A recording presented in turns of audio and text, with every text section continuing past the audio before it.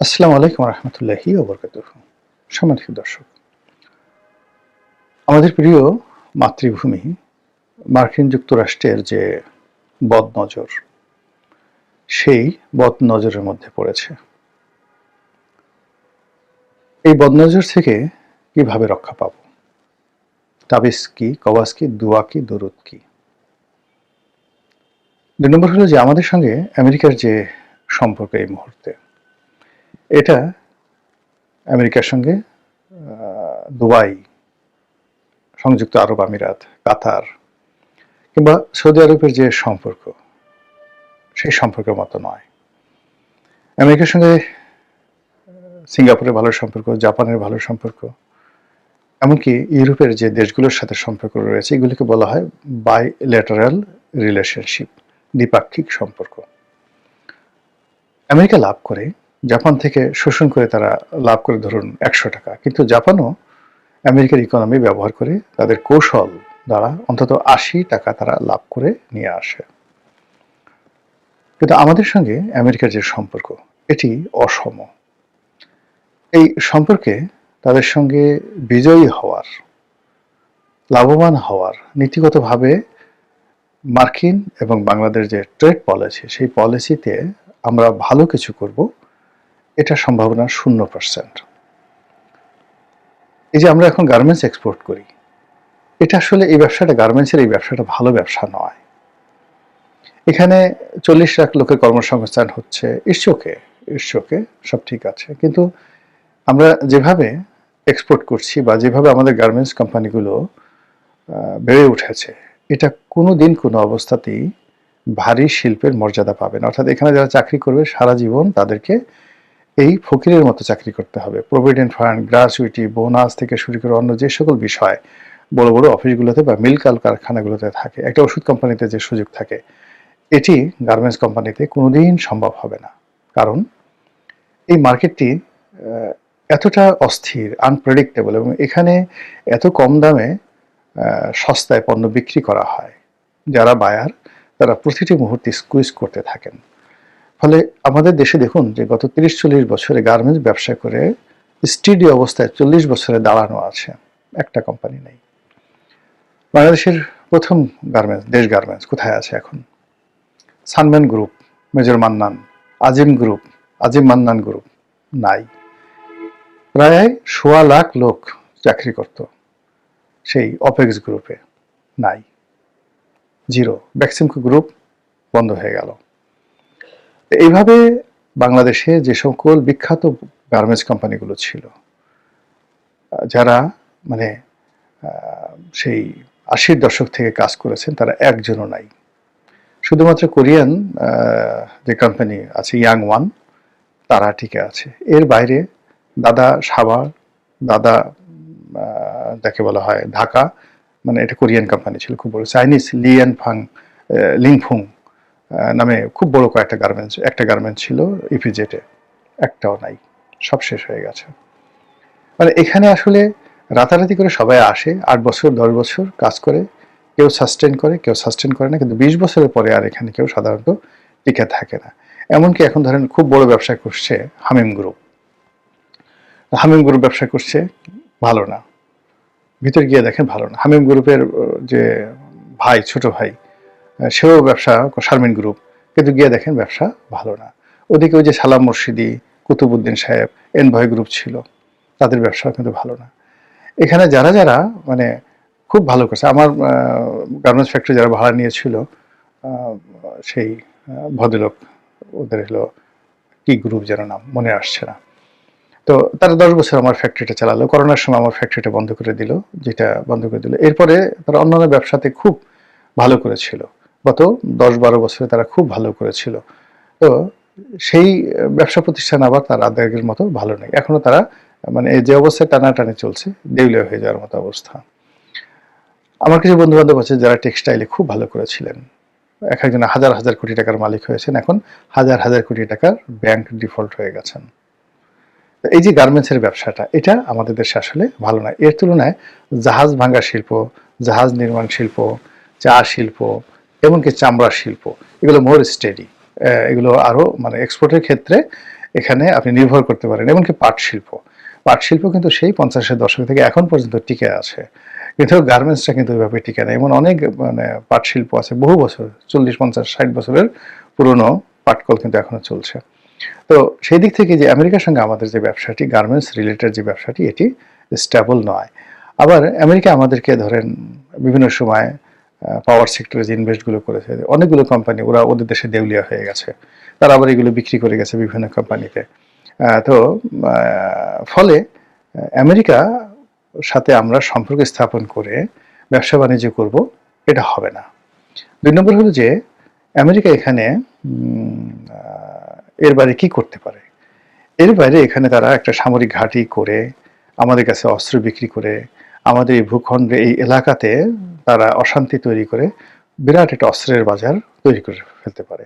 ভারতের 7 সিস্টার, বাংলাদেশ, তারপর শেষে আপনার মায়ানমার, এই বিস্তীর্ণ অঞ্চল, মায়ানমারের এর বাইরে গিয়ে আপনি যদি থাইল্যান্ড, মানে এর সাথে সীমান্ত থাইল্যান্ড, চীনের বিরাট একটি অংশ, মায়ানমারকে যদি অশান্ত করতে পারে, চীনের একটা বিরাট অংশ অশান্ত করতে পারে। এবং এখানে যদি গেরিলা যুদ্ধ হয়, তাহলে অস্ত্র আনবেন কোত্থেকে? আমেরিকা থেকে অস্ত্র আনবেন, চোরাচালানি হবে আমেরিকার সাথে, মানে এটা রমরমে ব্যবসা। এবং এই কাজটির জন্য বাংলাদেশের উপর আমেরিকা থাবা বিস্তার করার জন্য যে প্ল্যান করেছে, এটি আমাদের সবচেয়ে মানে ভয়ঙ্কর। অর্থাৎ একটা সময় ভারতবর্ষে যখন চেঙ্গিস খান আক্রমণ করতে চাইলেন সুলতান ইলতুৎমিশের জামানাতে, তো ওই সময়টাতে পুরো দিল্লিতে কান্নার রোল পড়ে গিয়েছিল, পুরো দিল্লিতে। বিকজ চেঙ্গিস খান যদি দিল্লি আক্রমণ করে কি ঘটতে পারে, এটা মানুষজন তখন বুঝতো। তো পরবর্তীতে আবার আলাউদ্দিন খিলজির সময়টাতে চেঙ্গিস খানের বংশধররা বারবার চেষ্টা করেছে, পারেনি। কিন্তু চেঙ্গিস খান যখন আক্রমণ করার জন্য একেবারে ইন্ডিয়ান সীমান্তে এসে উপস্থিত হয়েছিল, দিল্লি মানে রীতিমতো সুলতান ইলতুৎমিশ তখন ক্ষমতায় আসছেন। মানে এটা ইতিহাসে যারা পাঠক তারা বুঝতে পারবেন যে পুরো ভারতবর্ষে কিভাবে আতঙ্ক ছড়িয়ে পড়েছিল।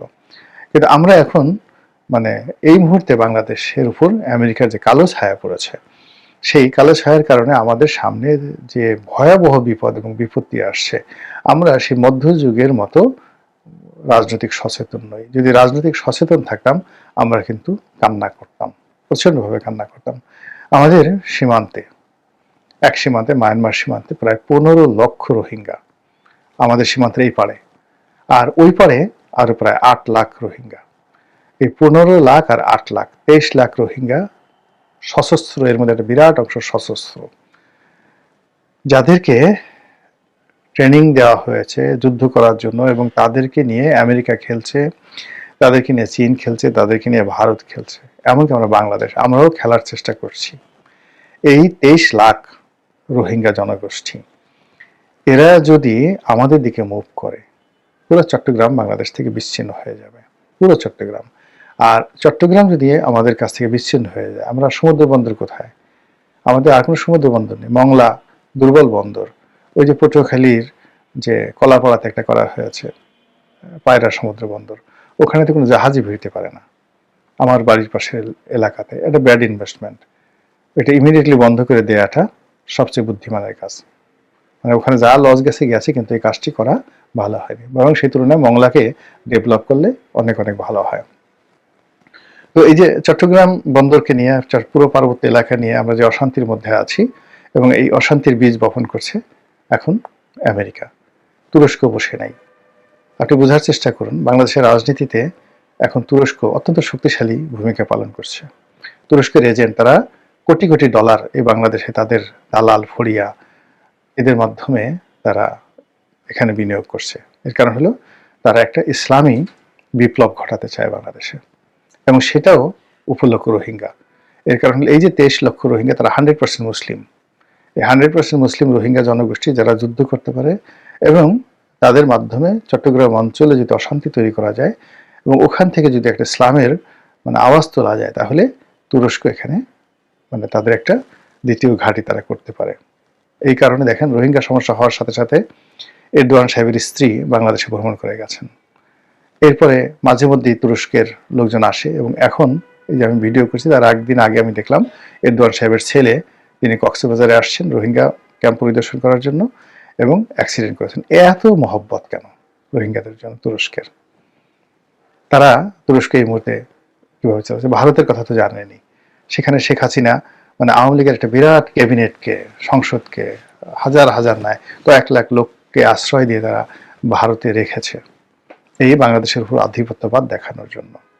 পাকিস্তান সরাসরি বিমান সার্ভিস চালু করতে চাচ্ছে এবং বাংলাদেশের মানে পাকিস্তান 1971 সনে বাংলাদেশের ব্যাপারে তাদের যত আগ্রহ ছিল তখন আসলে তারা বাংলাদেশকে পাত্তা দিতে চাইতো না, বরং ওখানকার যে রাজনৈতিক নেতৃত্ব এবং মিলিটারি নেতৃত্ব, দ্য বিট্রায়াল, ওখানে যে কয়েকটা বই লিখেছে, জেনারেল নিয়াজি লিখেছেন, অন্য যারা লিখেছেন, the betrayal of east Pakistan, তো সেখানে আপনি দেখবেন যে আসলে ওই সময়টাতে যারা পলিটিক্যাল নেতৃত্ব ছিল, জুলফিকার আলী ভুট্টোর নেতৃত্বে, তারা এই বাংলাদেশকে মনে করতো লায়াবিলিটিস। কিন্তু এখন তারা লায়াবিলিটিস মনে করে না, এখন তারা মনে করে বাংলাদেশে আগের মতো করে দখল করা সম্ভব নয়, কিন্তু বাংলাদেশের সঙ্গে তাদের বন্ধুত্ব, তাদের প্রভাব প্রতিপত্তি এটা যদি থাকে তাহলে এই বাংলাদেশের ঘাঁটি ব্যবহার করে, যেটাকে বলা ইস্টার্ন রিজন, পূর্বাঞ্চলীয় যে কমান্ড, ভারতের পূর্বাঞ্চলীয় কমান্ড, সেই পূর্বাঞ্চলীয় কমান্ডকে তারা ব্যতিব্যস্ত রাখতে পারে। এবং বাংলাদেশে